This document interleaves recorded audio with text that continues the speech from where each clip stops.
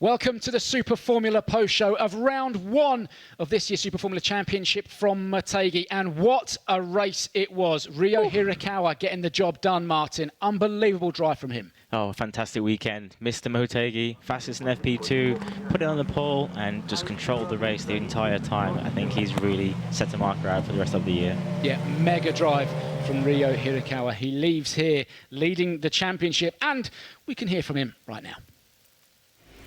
Yes,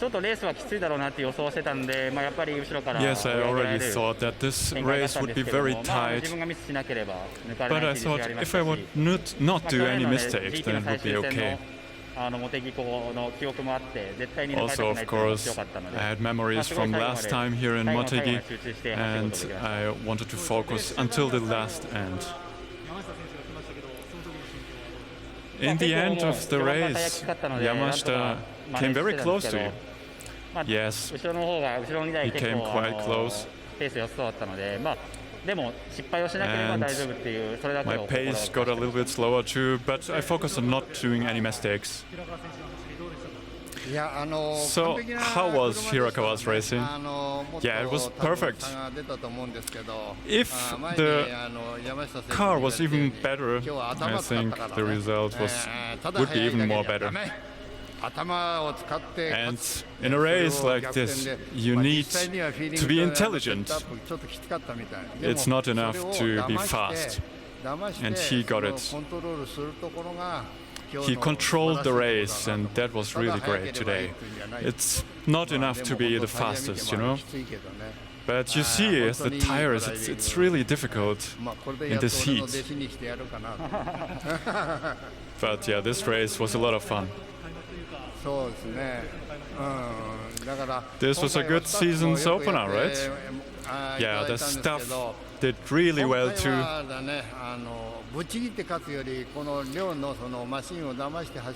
And of course we wanted to nail it, but it was also very important that he stays relaxed, he doesn't get nervous, and that's so brilliant. I'm very relieved. Thank you very much, congratulations. Thank you.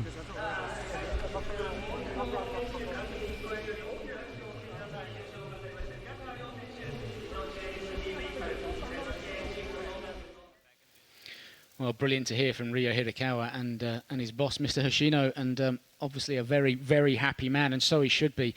One thing that he did say was it wasn't about being quickest, which ironically he was, but it was about using your brain, knowing when to push, when not to, saving tyres, and that's what Ryo Hirakawa absolutely nailed today. Remember, they were going into this weekend in the unknown with all these new rules and regulations, not really knowing what was going to happen, and I think Hirakawa absolutely got that spot on today, Martin. Absolutely. It was a very calculated drive. What you don't want to do is just show your hand the whole time and just go 10 attempts.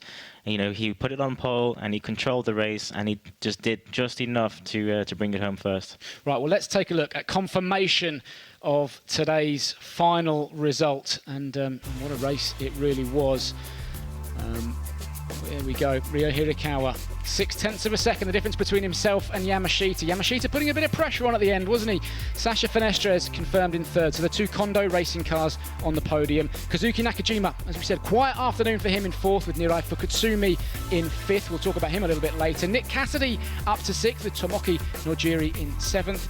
Hiroaki Ishiura, a bit of a star around Motegi, only managing eighth today. Tadasuke Makino, he got some work done after a difficult qualifying session. He finished ninth, with Kazuya Oshima managing to keep Ukyo Sasahara at bay of the last couple of laps to finish in 10th. There you go. Sasahara in 11th. Tatiana Calderon, she'll be delighted with that to finish the weekend in 12th. Naoki Yamamoto 13th. Kamui Kobayashi had a good start to the race.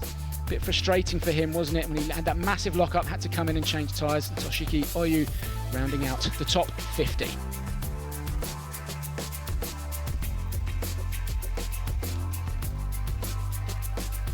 The driver's standings, there you go.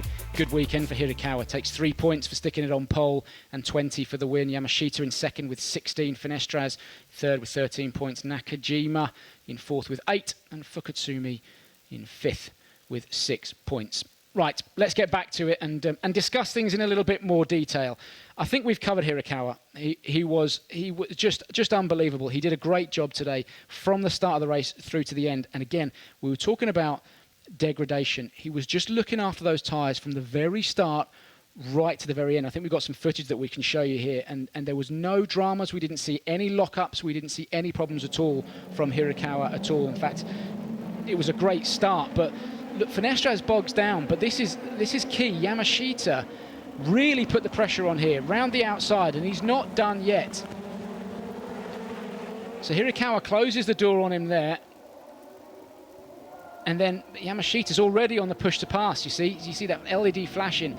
And Hirakawa again has to go defensive. From that moment on, it was kind of Hirakawa knew that he had this race under control. Yamashita's opportunity was no longer there, certainly in the first few corners. I think he's definitely shown his rivals that he's come of age this year, and he's definitely going to be a very strong contender for the championship. He did exactly what he needed to do, and I don't know, he doesn't seem to have many weaknesses this weekend. And if I was his rivals, I think it's going to be a long year for them. I want to talk about the Kondo Racing guys, because look, a great afternoon for them. Second and third, Kenta Yamashita, we would always expect him to be running at the business end. He's incredibly quick. But Sasha Finestraz bringing the car home in third, sticking it on second, putting it on the front row in his first ever qualifying session in Super Formula, and bringing it home on a podium. The Kondo Racing boys will be going home very, very happy indeed. Oh, for sure. Yamashita, for me, I think he would not have slept much last night, knowing that your rookie teammates come in and beat you in your first weekend. He will have seen red mist this morning, and it proved at the start he had one goal in mind, and that was to get in front. And he did the job, and yeah, so a good start for him too. Yeah, absolutely. I think we can cross over now to the podium ceremony live down at the circuit.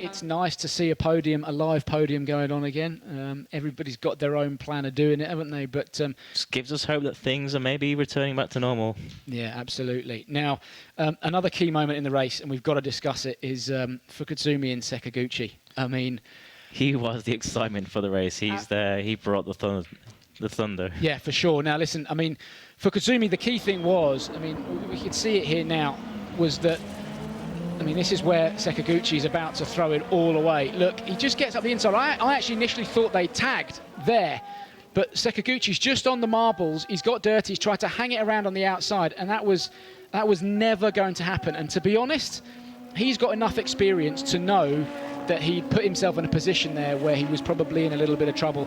I think a little bit of patience and you know, it's easy for me to say sat here, but a little bit of patience and then get back onto the back of Fukuzumi. He'll be frustrated with that one, I think. Oh, I think he'll be kicking himself this early in the year. You had the position, and you know, just give up the position, take the points. But then I don't know. I don't think he was expecting Fukuzumi to stick a nose in there. That's not really a passing place, but he was so much slower that Fukuzumi had to make a move.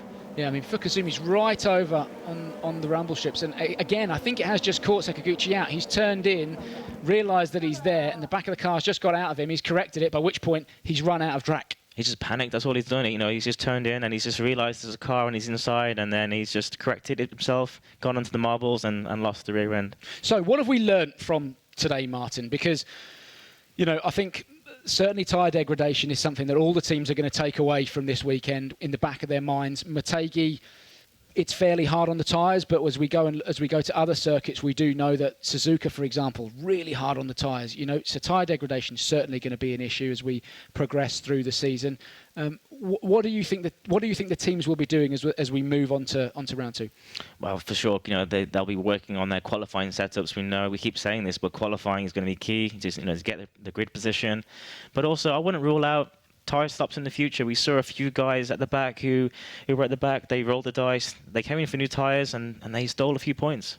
Well, let's have a look now for the first time at the remaining calendar, and it took a little while to get it going, didn't it, to get everything organised, but there it is confirmed. Motegi is done. Next we go to Okayama on September the 27th, then Sugo, Autopolis, then it's a double header at Suzuka on 5th and 6th, and then finally the season closer at Fuji. So lots to look forward to, the Super Formula, and lots to look forward to on Red Bull TV.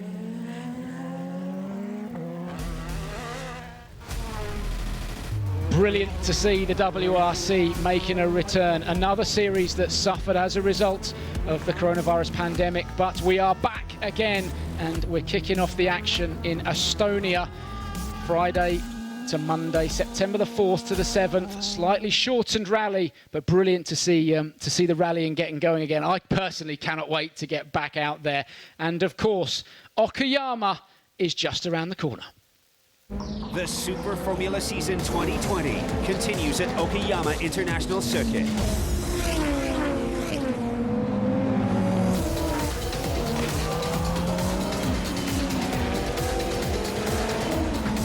Thrilling head-to-head battles guaranteed.